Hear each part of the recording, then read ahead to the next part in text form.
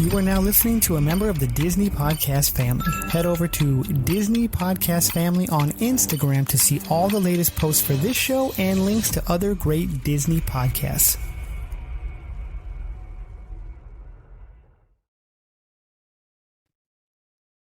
Welcome back to Miles from Main Street. This week, we're talking about the Disney's involvement with the Super Bowl halftime show. To all who come to this happy place, welcome. Please stand clear of the doors. Por favor, manténganse alejados de las This here's a wild ride in the whistle.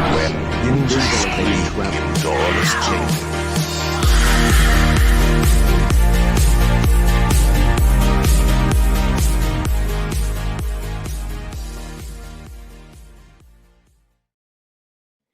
That's right, the Super Bowl halftime shows. Disney was involved with a lot of them, and I can't wait to talk about them. But you may notice my friend Stuart is not here this week. We've had some scheduling issues.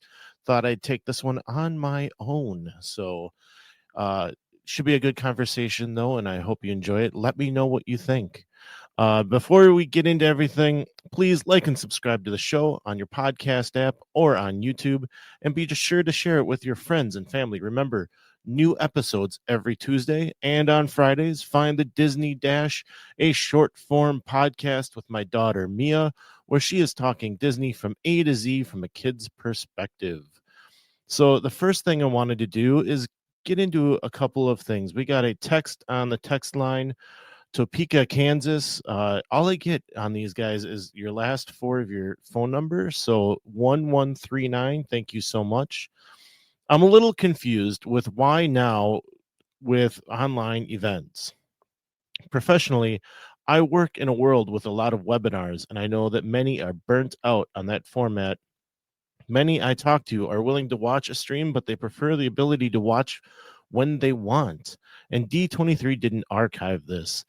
I watched via YouTube from someone else's channel later, since there was no library holding of the recording. During COVID, when they did these, they at least offered multiple view times or day-long windows. But I had no interest in tying myself down and watching on a computer, since these are not always easy to project to the TV. You know, I do get that. I had some of the same issues during COVID when they were doing those things, and it was hard for me to even find the time to set aside when they were actually showing it, and it was nice that I was able to watch it later. So he could project it to the TV, and then he can watch and not eat a turkey leg. Disney seemed to move away from online program, as during COVID, the Disney Institute was offering their program at an affordable price online with even cheap micro credentials. But at the moment, it feels like a PR optical move to show they are connecting to members outside of Orlando and Anaheim, but is an offering that has missed its moment in history or can be duplicated by YouTube or other outlets. I think it would be much better to put D23 branded programming on Disney Plus that anyone can access, since there is a free membership level. So I agree with some of what you're saying. As I said, it was difficult for me to be available at the time that they're setting up. I don't know that they're necessarily trying to create something like they were doing at COVID again. I think what they're looking for is more what we talked about with the ability of people to come together as a community and talk together. The difficult piece of that is that live chat is moving so fast. It's hard to be able to talk to those people and make conversations or make connections with those people at all. So it'd be nice to see maybe something that grows that, but also creates another way for that community to build. I for one am starting to think that I need to try these and see what happens, which brings me to the next thing I have here. Is a message that I received from Everyday Diz out on Instagram. Thank you for reading my text on the D23 membership episode. I haven't been active lately because of life, but Mindy, I really hope that you are able to get better. She says she's been sick with a viral infection that's actually been way worse than COVID was. So I hope you start feeling better soon. She said, I love this D23 episode a lot because either people don't know about the membership or they aren't sure about it. You gave great information on this. I have had the membership for the 3 past years, and it is a little wasted because of all the events we can't get to. But for me, these past ones have been worth it for the collectibles, the magazines, and the Disney Store discount. Going forward now, this new structure, I'm not sure if it will be worth it, but I'm going to do the $50 essential plan just to still have the access to the discounts and hoping they do more live streaming events or something else. I'm really sad the print magazines are not coming back because to me, that was the most worthwhile for me besides the discount. For some, I know the Disney Store discount doesn't mean a lot, but for me personally, I really pay attention to when they do special discounts for D23 members that are more than the regular 10% and then get really good discounts. Recently, there was a D23 20% off special that also was within a week that they were doing 20% off for everything. And I was able to get both discounts and got 40% off my entire order. That's a pretty darn good discount. If you like merch and maybe even only buy a couple times a year, you can still get some deep discounts. I'm just going to cross my fingers that for this year, $50 is worth everything that I will get. So far in the past, it was worth it, but hoping in the future it will be more worth it when I get back to the parks.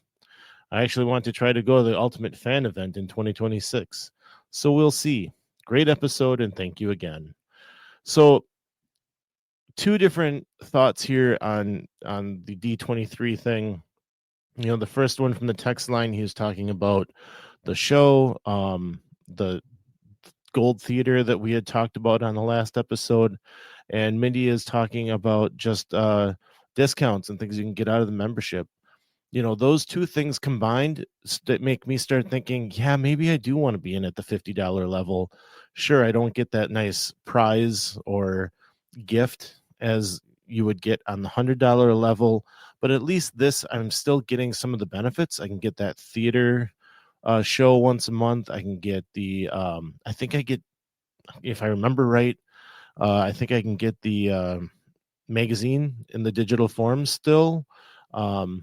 And those discounts you can get a hold of and be able to buy some things here and there. I didn't use the discounts too heavily. If we were down there, I'd try to use them.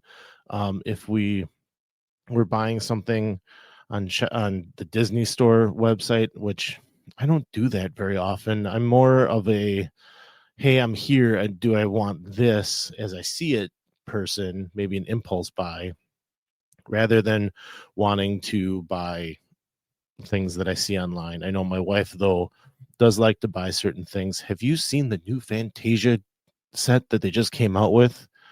Happy anniversary, 85 years for Fantasia, but the set is awesome. Like, it's been at Disney World, and it'll say the most magical place on earth on a lot of them. They have the Sorcerer Mickey on it. The coffee mug is a coffee mug that I may have to go buy. Just saying. So yeah, it's those things that have me thinking that maybe I need to get back into D23. I am missing it a little bit. So stay tuned. More to come on that. You just never know. All right. Super Bowls. Before I get to Super Bowls, let me quickly say, if you want to send us a text, please do that. Just follow the link that's on the show notes.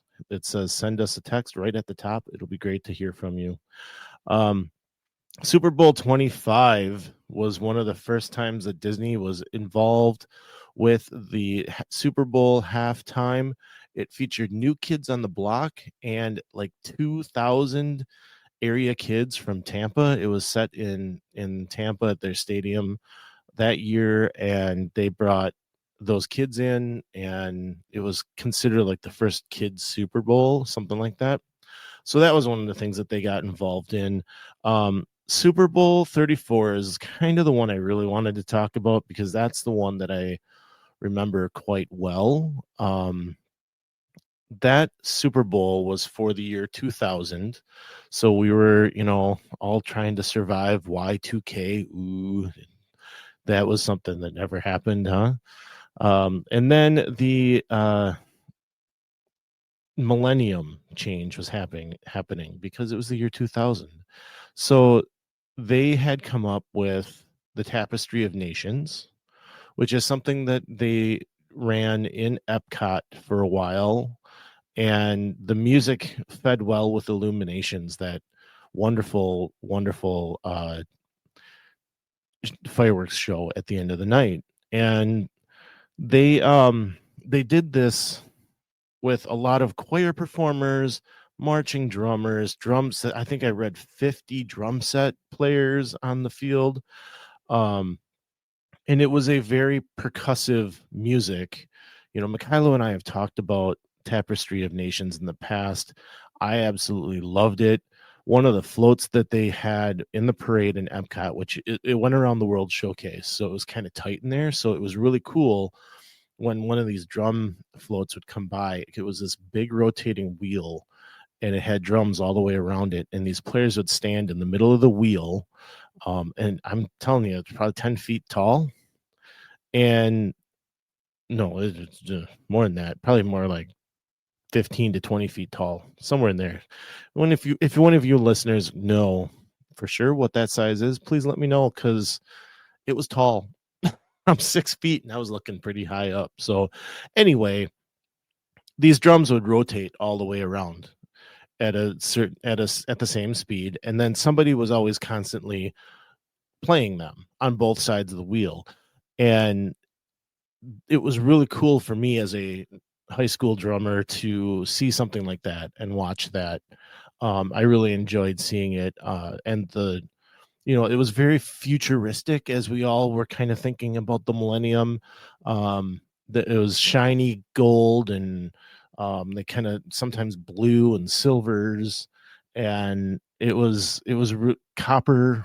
I'm thinking platinum type stuff. Anyway, it was really neat to see that and watch those floats, watch the puppets. Like, they had these puppeteers that were walking through the parade with these giant puppets above them, and they'd kind of interact with you, and it was really neat seeing how they would perform that for the parade. They did it a couple times a day, if I remember right, and we would make sure we would watch it. It would go the entire mile all the way around the lagoon, and it was really neat to sit and watch that go by. The performance in the Super Bowl halftime was that music. Like I said, drummers, choir. It was really excellent music. I still feel like it's the best parade that they ever had at the parks. But the Super Bowl halftime show, I remember watching it and thinking it was just so neat, and then it just flowed right to the park, right? So that was a very cool memory of mine. Something that Disney was very heavy-handed in and a big part of. No stars, no, last, I don't know, many years, I guess, we've had the big stars, Justin Timberlake, Kendrick Lamar, Pink. Oh, maybe Pink hasn't done one yet, has she? Katy Perry. Like, we've had a lot of big stars, Jennifer Lopez, Shakira. Anyway, they've had a lot of great performers doing their show, and I've enjoyed it. I thought Bruno Mars did a great job too, and it's always been maybe bigger than it has been. But when the Super Bowl first started, the halftime show was still marching bands, which I'm a big proponent of marching bands. So with that, and being known, like, that is something that I would love to see again is even a drum bugle corps that we've talked about. I'd love to see them do a halftime show, even though it would be difficult given the time period that it is. But this show was kind of over the top in production value. There was a circular stage in the middle of the field that had a really cool lighting around it that the singers were performing on and some of the drummers. I wish I could play you the music, but I don't have it. I wasn't able really to find a good audio file of it. So I encourage you to go search around on YouTube and see if you can find it. There was some really good, it's just some really good music, and it fed into Illuminations really well, really, really well. Another piece of that is that the Disney, I don't know if they just allowed them to use it or licensed it out, or if they worked with them to have it happen that summer, but the summer of 2000, a group called the Cadets Drum and Bugle Corps, as part of their summer competition, they used that music, and that is where it really got ingrained for me, as I got to see that show a few times, and that really resonated with me because, again, I'm a marching music person. So it was really neat to see that music performed on the field by a high caliber marching unit. And they, of course, did it really well because the cadets always did things really well. So I have seen that video out on YouTube as well. Again, I mean, it's 25 years ago at this point. The quality isn't the greatest, but you can find it. And the music is fun to see. So go check that out too. The Cadets. I don't know if they may have been going by the Cadets of Bergen County at the time, if you're having trouble finding it. But they do Tapestry of Nations for their thing too. I started this as a Super Bowl talk, and it is a Super Bowl talk, but just to finish up on Tapestry of Nations, it then became Tapestry of Dreams in about 2002, where they were able to extend a lot of the use of that through Epcot, and that went for another 2 or 3 years before they finally finished it. There was some challenges about having that parade go around the promenade of World Showcase because of how tight it can get in spots. So it didn't last too long, but for those of us that got to see it, what a great memory. And, it was all kicked off by that Super Bowl in the year 2000 that got it really started and showing off to people and getting people interested. It's that whole synergy that Disney works on to bring things together, bring it forward, get people interested, and then move it into something you can do in real life, right? So interestingly, as I was looking around for some of the research I did for this, I found that after Kendrick Lamar's performance yesterday, some people, it's been controversial, however you want to look at it, and it's got people talking about where they should go next. Should we get another rapper or performer in there to do their thing that may not resonate with everybody, or for some reason an idea of having Mickey Mouse go perform Fantasia has been gaining some traction, which I think is quite funny. I would love to see him do the Phantasmic performance on a football field, and see how they would be able to bring in the Maleficent dragon or tell that story. I think you would, the show itself, if you go watch it at Disney World, is, I believe, 27 minutes. You don't get that long to do a halftime show. So it would be interesting to see what parts they'd cut out. I immediately start thinking about new pieces they just put in for Elsa and Moana, where they sing a little bit of their stuff and run in and out. They might have to cut some stuff in there. I don't know that it's as flashy as you would want a halftime Super Bowl show at this point. It's gotten to be a little more involved than Mickey coming out. And I'm thinking about the bubble scene where they put the water fans up and the bubbles are going past, and it's kind of the simplistic music.